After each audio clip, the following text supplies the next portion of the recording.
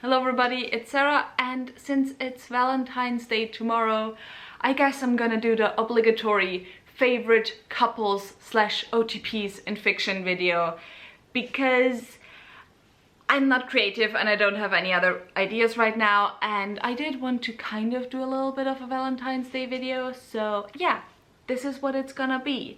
Also, you might have noticed I decided to upload Saturdays now instead of Sundays, because first of all, I am one of the few people who actually usually can't film on the weekends, so I need to pre-film anyway, so it doesn't matter whether or not I'll upload Saturday or Sunday. And YouTube finally gave me my analytics for when most of my viewers are on YouTube.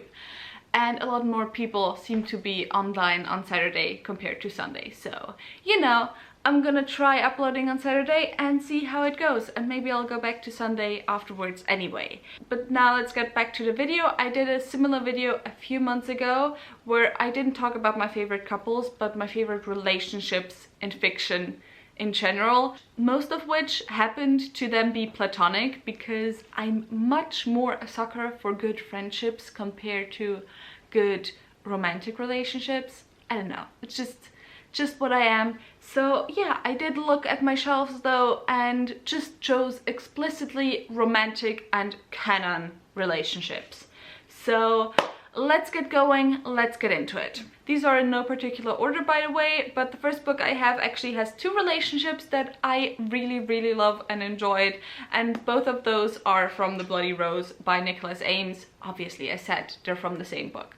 Anyway, this is the second book in the Band series, and I have two relationships of which we don't get to see a lot of, like of both of them, because this book isn't very much focused on the relationships.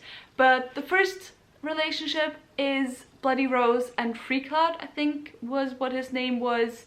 We got to see even less of this relationship, but the little bit we got to see, we just got to see how much the two of them care about each other, and I just thought the two of them were really cute, and I'm a sucker for a dynamic where we have like a powerful woman and then a bit of a soft man. So loved that about that. And then the second relationship I really loved was Tam and Kira, mostly because I just loved Kira, because we love a tattooed powerful woman. She's just so good, so amazing, love her, loved that relationship, loved how like the relationship slowly built over the book.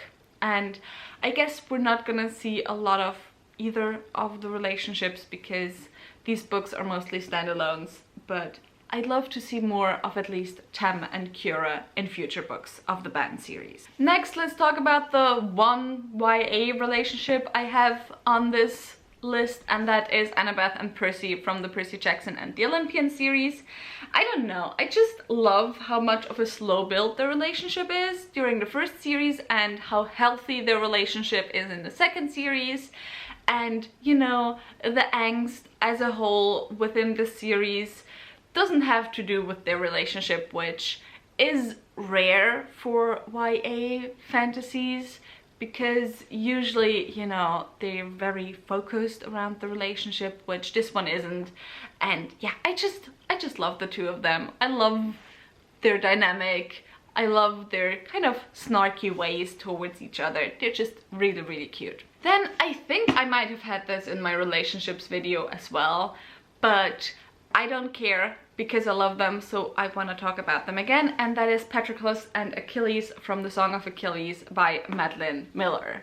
Oh my god, the tragedy of these two characters. It's so beautiful, so tragic, just love them so much, so much, so sad. Everyone go read the Song of Achilles, it's worth it, I swear. Then next I have Shallan and Adeline from the Stormlight Archive by Brandon Sanderson. These two, oh man, I'm wondering what I can say without spoiling future plot points within the series, but these two are just a really good example for a really healthy relationship. They might not be one of the most fiery and passionate relationships ever, even though they do definitely have like passion towards each other. Does that make sense to say it that way? But I just love how Adeline listens to Shalyn and how Shalyn reassures Adeline, and they both have their insecurities, they both have things that they have troubles talking to each other about, but it doesn't go the route of the, you know, what's it called, miscommunication trope, but it's just like legitimate things where even if you're really close to the other person, you might not necessarily be comfortable sharing those things with other people. Once they share things though, they are so supportive of each other and they're just so cute and adorable, and I love them. Let's go through all the Brandon Sanderson couples that I have on this list, because, well, Brandon Sanderson definitely did get better, like building chemistry and so on within his couples as he wrote more. I still think there's a lot of very cute couples from the very beginning. And another one is Wex and Steris from the Wex and Wayne series, or era 2 of the Mistborn series. I just love the two of them. I mostly love Steris, gotta be honest, but I also love Wex, and I think both of them are really untypical fantasy characters.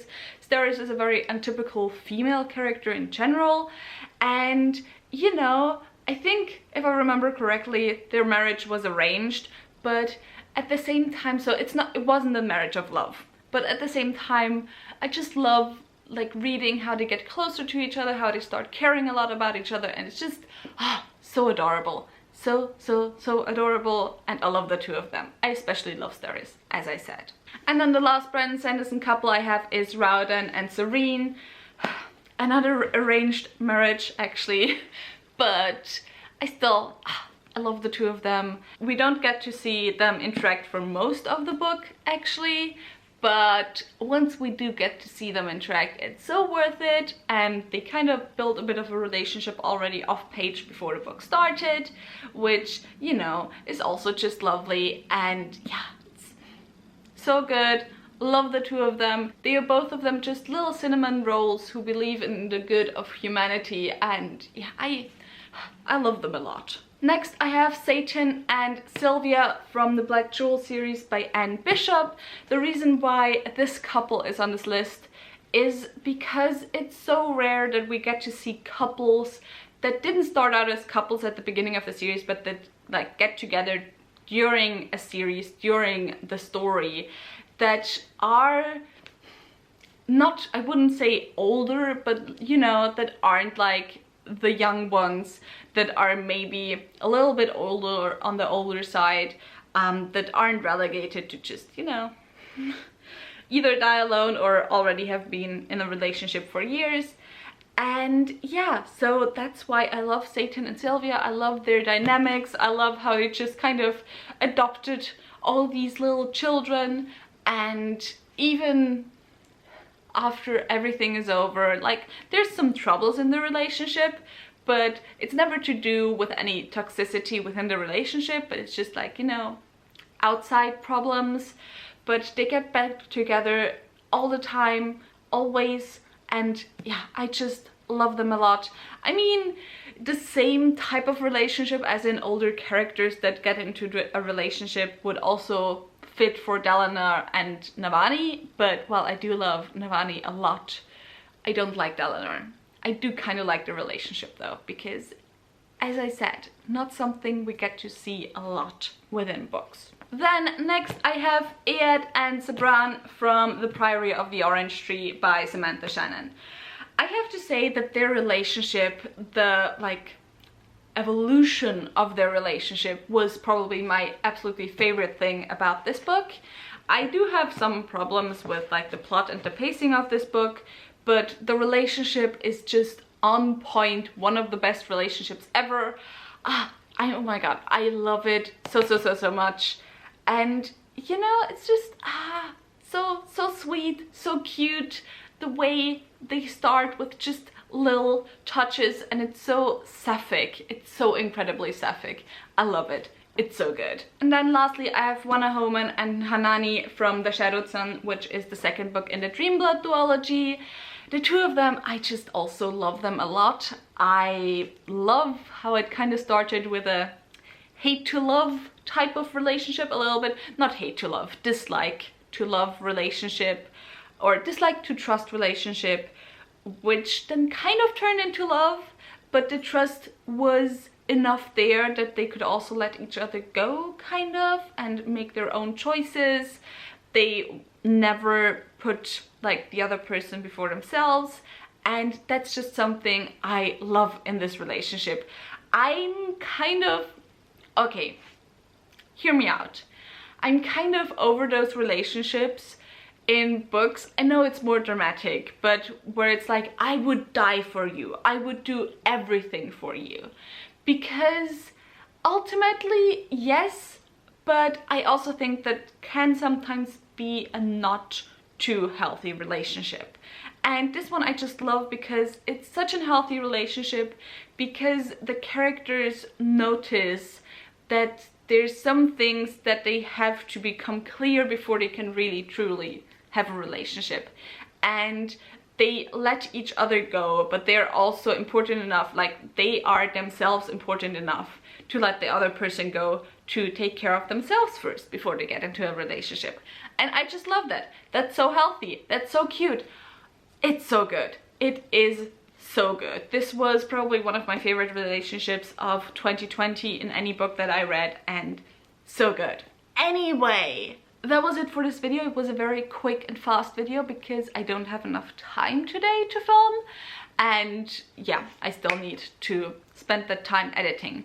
So yeah, tell me in the comments down below what your favorite couples OTPs are in your favorite books, or maybe in your not favorite books, because actually quite a few of these books were books that I maybe wouldn't necessarily put on my all-time favorites list, but these couples I still love. So yeah, you know, that's how it works sometimes. But yeah, anyway, that was it for this video. If you enjoyed it, maybe think about giving me a thumbs up and also maybe subscribing. All the links to my social media are in the description box down below, so go and check those out. All the links to my book club of Queens, Witches and Valkyries, where I read one adult high fantasy book written by a woman per month, are also in the description box down below, so go and check those out as well. And I hope I'll see you soon. Bye! And have a nice Valentine's Day, I guess. Yeah, I actually think, you know, a lot of people are gonna sit at home alone this Valentine's Day, like more than usual. But yeah, so I'll see you on Tuesday. Bye.